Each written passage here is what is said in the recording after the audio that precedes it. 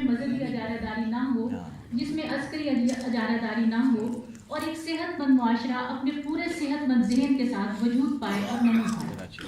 ان کی شاعری کو کسی حد تک نسائی خانوں میں بانٹ کر دیکھا گیا ہے، جس سے اس شاعری کے معنوی وسعت جو ہے وہ کافی حد تک محدود ہو جاتی ہے۔ نسائی پہلو ان کی شاعری کا نمایاں پہلو ضرور ہے،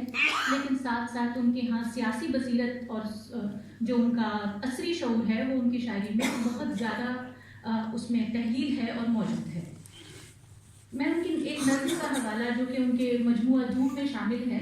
1983 میں لکھی مجموعہ سامنے آیا،